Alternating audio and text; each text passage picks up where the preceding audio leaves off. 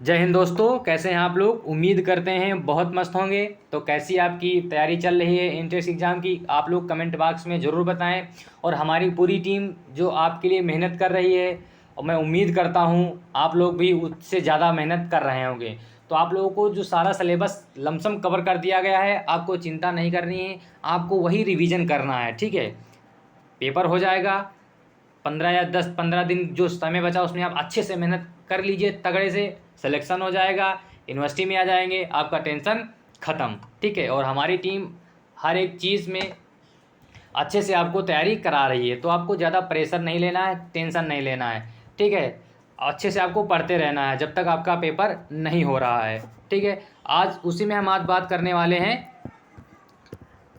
English के बारे में। जो रीअरेंजमेंट होता है उसके बारे में हम बात करने वाले हैं। ठीक है, तो अगर वीडियो को ओपन कर चुके हैं तो चैनल को सब्सक्राइब कर दें, वीडियो को लाइक कर दें और ज़्यादा से ज़्यादा वीडियो को शेयर कर दें। ठीक है, और आप लोग चिंता नहीं करनी है, आपका सिलेबस लमसम कवर हो चुका है। ठीक है, आइए चलते हैं अपने वीडियो पर, टाइम ना वेस्ट करते हुए, ज़्यादा लंबा वीडियो ना हो, ऐसे हमारी उम्मीद रहती है कि ज़्यादा लंबा वीडियो ना हो। ठीक है, आइए चलते हैं। जो रीअरेंजमेंट होता है उसको करना कैसे होता है। ठीक है, इसमें आप सबसे पहले कुछ चीज़ें समझ लीजिएगा। जब कोई भी सेंटेंस होता है, ठीक है, तो किससे बना होता है, उसमें एक सब्जेक्ट होता है, प्लस एक वर्ब होता है, प्लस एक ऑब्जेक्ट होता है। ठीक है, ये आप लोग बहुत अच्छे से जानते हैं। ठीक है, सब्जेक्ट, वर्ब और ऑब्जेक्ट होता है, तीन चीज़ें होती हैं।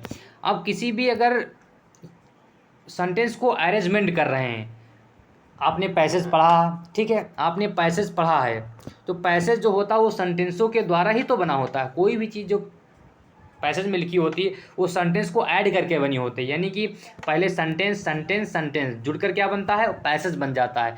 तो यहाँ पर आपको वही करना है, क्या बनाना है, पैसेज बनाना है। लेकिन आपको पैसेज दिखाना नहीं है, आपको अरेंजमेंट करना है कि हाँ पी के बाद क्यों आ जाएगा, क्यों के बाद आर आ जाएगा, आर के बाद एस आ जाएगा। ठीक है, उसमें आपको चिंता नहीं करनी है। आइए देखते हैं इसको अरेंजमेंट कैसे करते हैं।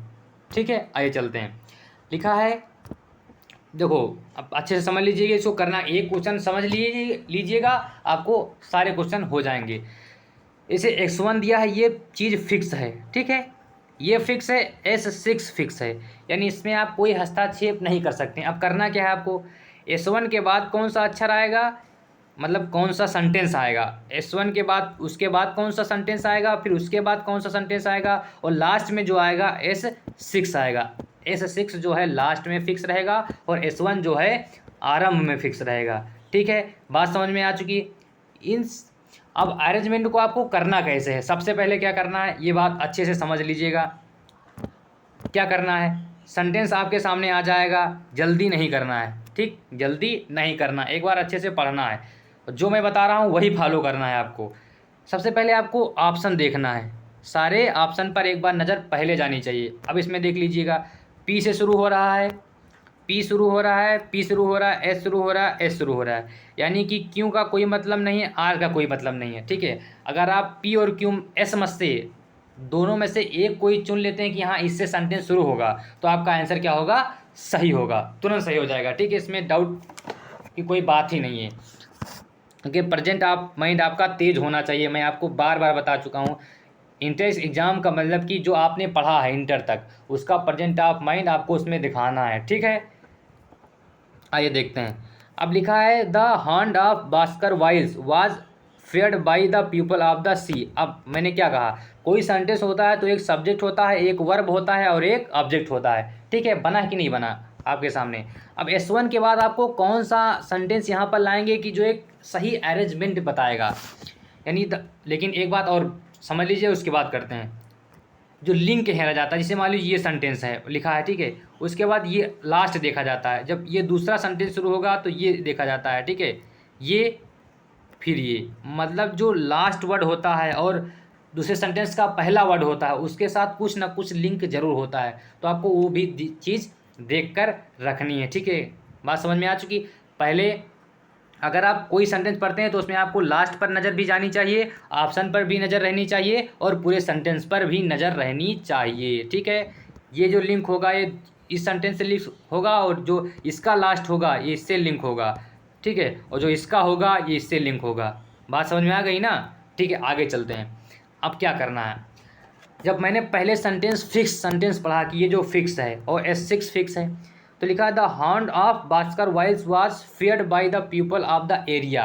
अब आप क्या करेंगे, अब आपको यहाँ पर आना है, कहाँ पर, PQRS। तो भाई साहब Q और R तो पहले आ ही नहीं सकता है क्योंकि ऑप्शन में नहीं है। ठीक है, अब देखते हैं P और S को देखते हैं। हाँ ठीक है, तो the people of the area, अब पीपल की बात कर रही है, तो अब अगर S रखेंगे तो दिस, अब इसका कोई मतलब ही नहीं हो रहा। जो एस है आप देख लीजिए, एस जो है इसका कोई मतलब ही नहीं रहा हो गया। इस सेंटेंस को अगर पढ़िएंगे S1 के बाद अगर आप इस सेंटेंस को पढ़ रहे हैं तो कोई मतलब ही नहीं आ रहा है, क्योंकि द पीपल की बात हो रही है, तो उसके बाद भी जो कोई वर्ड आएगा तो पीपल से रिलेटेड आएगा ना, अलग तो आएगा नहीं। तो अब इसमें देखिए क्वेश्चन P में देख लीजिएगा, some people spoke of seeing a huge. ठीक है, अब देख लीजिएगा S1 के बाद क्या आ जाएगा, S1 के बाद आ जाएगा P। अब यानी कि ये दोनों ऑप्शन आपके क्या हुए, S वाले दोनों ऑप्शन कट गए। अब या तो B सही होगा या तो S सही होगा। अब एक और सेंटेंस पकड़ लीजिएगा। ठीक है, बात समझ में आ रही कि नहीं आ रही, कि अब एक सेंटेंस आपको और पकड़ना है। ठीक है, अब देखते हैं, अब आपने S1 के बाद P कर दिया, फ्रॉम द हॉर्न, अब इसका लास्ट वर्ड देगा ऑन द मूर। ठीक है, ऑन द मूर, अब कौन सा आप सब रखेंगे जो P के बाद आएगा, P के बाद आएगा। अगर चलिए देखिए, दो ही करना है। अगर P के बाद अगर आप S रखते हैं, P के बाद आप क्या रखते हैं, S रखते हैं, अगर P के आप बाद S रखते हैं तो आपको लगता है सेंटेंस सही बन रहा है। द मूर है लास्ट में, तो they from did not reveal my detail about the animals, कोई बात ही नहीं की जा रही है, जो ये है ना इसकी कोई बात ही नहीं की जा रही है इस सेंटेंस में। लेकिन the moor but they spoke it in tones of horror, लेकिन जो द मूर है, hound of midnight on the moor, but यहाँ पर सटीक बनना है कि नहीं बनना। लेकिन देखो, इस हिंदी समझने के ऊपर ज़्यादा आप ध्यान मत दीजिएगा, सेंटेंस को जब इंग्लिश में आप समझेंगे तो ज़्यादा बेटर रहेगा। आप समझ लीजिएगा कि जो P है, P के बाद क्यों क्या आ जाएगा, क्यों आ जाएगा, क्योंकि सेंटेंस सही अरेंजमेंट हो रहा है। ठीक है, तो इसका ऑप्शन क्या सही हो जाएगा, ए सही हो जाएगा, एस तो आएगा नहीं। तो जो ऑप्शन पहले कट गया ये अब कट गया, तो ऑप्शन क्या हो जाएगा, ए ऑप्शन इसका सही हो जाएगा। ठीक है, एक क्वेश्चन समझाने में मुझको 7-7.5 मिनट लग चुके हैं आपको, तो आप समझ सकते हैं कि मैं ज़्यादा फोकस करता हूं कि आप लोगों को एक ही क्वेश्चन में सारी बात क्लियर हो जाए। ठीक है, क्वेश्चन नंबर 2 पे आइए चलते हैं। अब इसमें देख लीजिएगा, उसमें तो वही ऊपर ही लिखा था, लेकिन यहाँ पर S1 पहले लिखा है और S6 लास्ट में लिखा है, यानी आपको कुछ करना नहीं है। लास्ट में S1 लिखा है, सबसे पहले S1 पढ़िए, देर मत कीजिए। ठीक है, लिखा है Ram Mohan Roy was associated with several newspapers. ठीक है, अब S1 आपने पढ़ लिया, अब न्यूज़पेपर लास्ट में है आपने देखा, तब न्यूज़पेपर के लिए आप सबसे पहले कौन सा लाएंगे, कि हाँ P आएगा कि Q आएगा कि R आएगा कि S आएगा। लेकिन सबसे पहले ऑप्शन किस पर होना चाहिए, ऑप्शन पर नज़र होनी चाहिए। R Q है, यानी S भी पूरा कट गया है और P भी कट चुका है, यानी Q आ सकता है और R आ सकता है। अब आइए देखते हैं तो क्या है, तो ही, अब सबसे पहले क्यों पढ़िए भाई, इस newspaper but this came to grief soon after the enactment, तो ये तो गलत हो गया ना, क्यों कैसे आप रख देंगे बताइए आप। सेवरल न्यूज़पेपर है, न्यूज़पेपर के बाद क्या आपका ये बट वाला लिंक हो रहा है, नहीं हो रहा है, कोई मतलब ही नहीं है इससे। तो P के बाद क्या आ जाएगा, S1 के बाद क्या आ जाएगा, S1 के बाद आ जाएगा he bought out bilingual Bengali English magazine, मतलब जो सेवरल न्यूज़पेपर हैं उसको क्या कर रहे हैं, इंग्लिश और बंगाली में क्या कर रहे हैं, उसको खरीद रहे हैं। तो कौन सा लिंक हो गया, R वाला लिंक हो गया।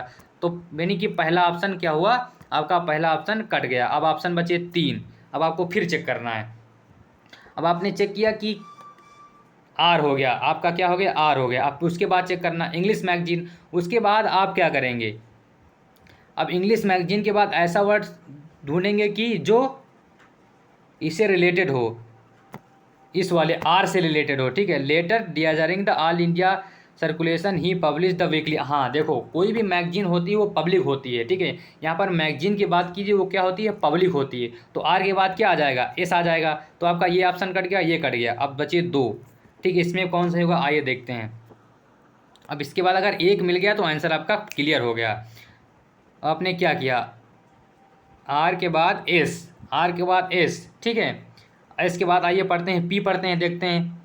तो culture clash of the over India, all over India many education protested but this came is grief soon after he enactment. अरे भैया, अगर ओवर इंडिया की बात कर रही है तो क्या हो जाएगा, कल्चरल क्लासेस, तो कल्चरल क्लासेस की बात हो रही है तो क्यों यहाँ पर आ जाएगा ना, क्योंकि कोई भी चीज़ होती है वो मीजर की जाती है, ठीक है। तो क्या हो जाएगा, क्यों हो जाएगा, पी से मतलब नहीं। अब इसके बाद पी आएगा, यानी कि RSQP, अब उसके बाद X6। अब आपका सेंटेंस क्या हुआ, एकदम कन्फर्म हो गया। बात समझ में आई कि नहीं आई? सबसे पहले क्या हो जाएगा, R हो जाएगा, उसके बाद क्या हो जाएगा, S हो जाएगा, उसके बाद क्या हो जाएगा, Q हो जाएगा, उसके बाद P, यानी आपका जो है अरेंजमेंट बन गया। ठीक है, उम्मीद करते हैं आपको बात पूरी समझ में आ चुकी होगी। ठीक है, तो ऑप्शन इसका क्या सही है, डी ऑप्शन सही है। उम्मीद करते हैं आपको पूरी बात समझ में आ चुकी होगी। इसको आप ज़रूर करिए, हल करिए, खुद से हल करिए, दिमाग लगाइए। अगर आप 4-5 क्वेश्चन कर लिए, जितने क्वेश्चन हैं इसमें, ठीक है, तो आपको कोई चिंता करने की बात नहीं, आपके पेपर में अच्छे से हो जाएंगे।